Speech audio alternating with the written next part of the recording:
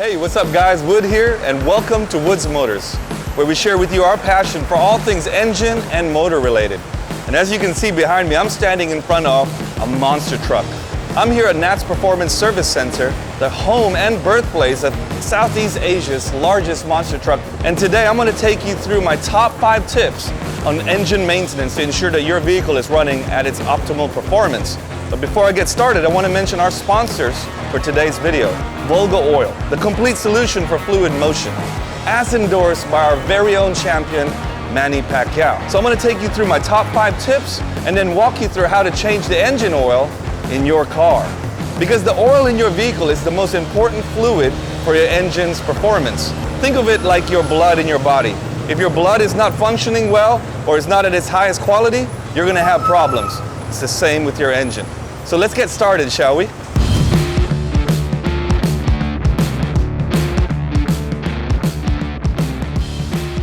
So let me take you through the top 5 quick tips to make sure that your engine's running. Like for me, this is my everyday driving machine. You know, I take this to take the kids to school, to take our team around. So I need to make sure that this car is functioning at its best and optimum. So the first thing I would suggest you check is the power steering fluid for your vehicle.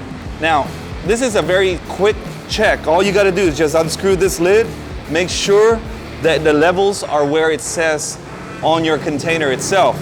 This could save you a lot of money down the road if you make sure that this is up, because if your power steering goes, that's an expensive fix for your car. And the next quick check you can do right next to this are your battery terminals. Nobody likes to have a dead car to start the engines in the morning, do we? So just make sure you check your positive and your negative terminals. Make sure there's not any powder or dust and that it's not too dirty and that all your connections are tight. The next quick check to do are your brake fluid. Right here, you can just see the levels very simply, very easily. We definitely want our cars to stop right when we need to. And it gives you the actual type of fluid that you need for your brake fluid right here. So for example, on my Ford right here, I need a .3 fluid. So when I check it out, I can just open the cap, have a quick look up my levels, check this, and we're good to go. Next thing to do is to check your engine coolant. Warning though, don't do this when the engine has just been running and hot, because this could burn you. But quick check is to do this. You open the cap to your coolant, just open it up, have a quick feel, make sure there's water in there, which it has, and that's good to go. And then the next thing to do is just to check the reservoir for your engine coolant, which is connected directly from this through a hose, and you can see the maximum and minimum levels within your coolant reservoir. And the final check today is we're gonna check the oil through the dipstick. So the first thing you gotta do is take the dipstick out, clean it with a piece of cloth or a piece of paper, and then put it back in and check the levels of your oil, and then let's check the quality of your oil that comes out the engine. So let's do this first. Get your dipstick out, just give it a clean through, pop it back inside, and make sure that your car is obviously level and has settled down for a little while before you do this. Pull it back out, and then have a look at your dipstick and make sure that on your dipstick you've got the levels. So you've got your maximum and your minimum, and my one is just about middle, so it's okay. The other thing that we can do is actually check the viscosity. That's how the oil is still runny or is it sticky. That's in layman's terms. So you can kind of check it out, feel the oil. Like my oil right now is pretty black. So that's another way to think, you know what? I think I might need an engine oil change. I've got a black oil. Its viscosity is semi-runny, but it's a little thick. So that shows you that actually it's about time that I change my oil. You can't go wrong with putting fresh fluid, fresh oil into your engine. Yep, definitely need an oil change. So now, let's take you through the step-by-step guide on how to change the oil in your engine. Okay, so before we go ahead and change the engine oil, what you want to do is just double check that all the electronics and the warning systems in your car are functioning. So to do that is we start the engine up, and when it starts up, what you want to make sure is that you check that your oil light turns on, and within about 1 second after starting your engine, that oil light should turn off. Then you know that your actual warning system on your dashboard is functioning correctly. Let's go ahead and get this oil change, shall we? My beast needs a little help.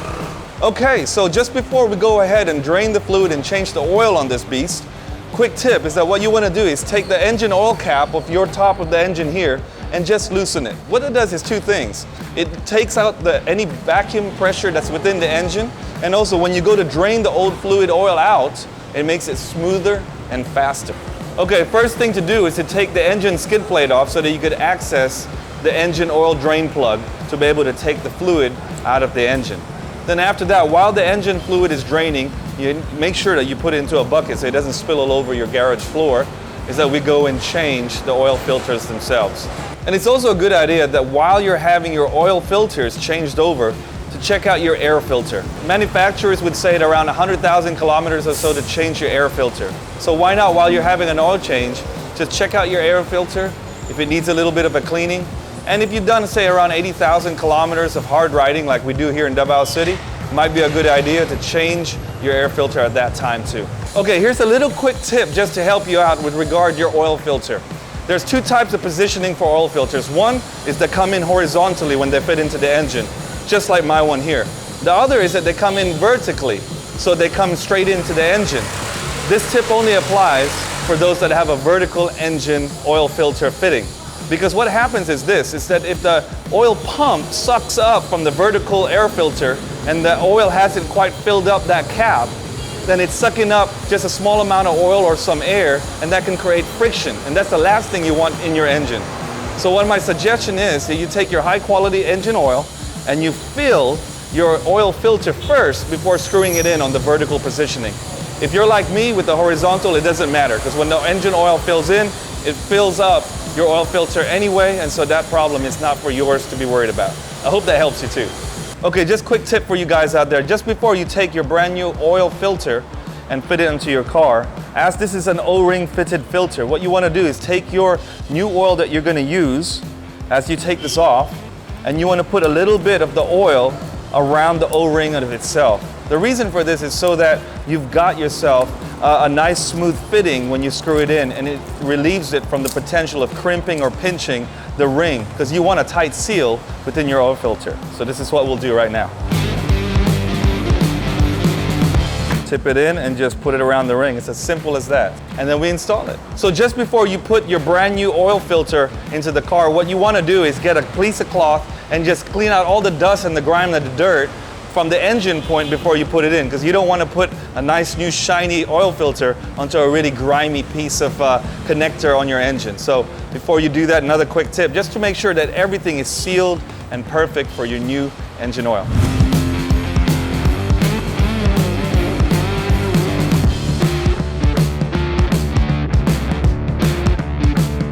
All right, so now that we've put in our brand new VOLGA oil into my engine, you've really got to check your dashboard for your oil light signal. You know, a lot of people ignore that, and it's actually a really important bit of kit that you need to make sure. So now that the engine oil has been fitted and filled into my car, what I'm going to do is I'm going to start it up again and just double check like we did before that the oil filter light turns on, and within about a second or so or less after the engine's turned on, it should disappear. Because if it doesn't, then you've got a problem and you need to check that. So I'm just going to do that, and there we go. The oil engine light has gone away. So now that I know that's happened, I'm going to turn off the engine and then turn it back on again, just so that we can let the oil really filter through. And then before we put the skid plate back on underneath, just check for any leaks or any problems that you might have. And then we're pretty much almost there with our oil change in this car. So off again, turn it on one more time. And this time, the oil light came off even quicker. That shows you that the oil pump is functioning and that the oil is circulating throughout your engine. Now, if you ignore that light for any reason, what can happen is a major catastrophe in your engine. So don't ignore your oil filter light, your oil light that comes on your dashboard if it doesn't turn off immediately. And that is a wrap.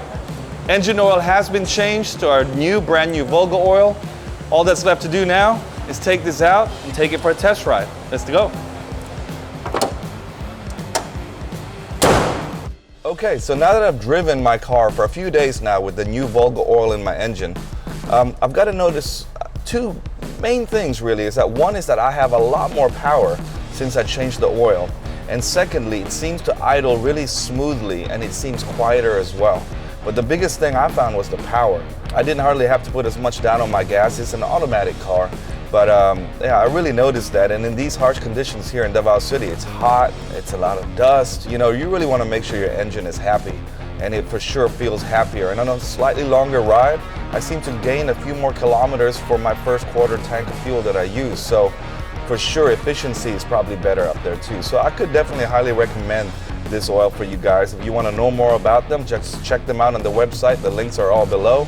And if you're in Davao City, you can message them directly through their site or through their Facebook Messenger. So anyway, huge thanks to VOLGA Oil for sponsoring this video. I hope you found this useful for maintaining your car and especially how to change your engine oil.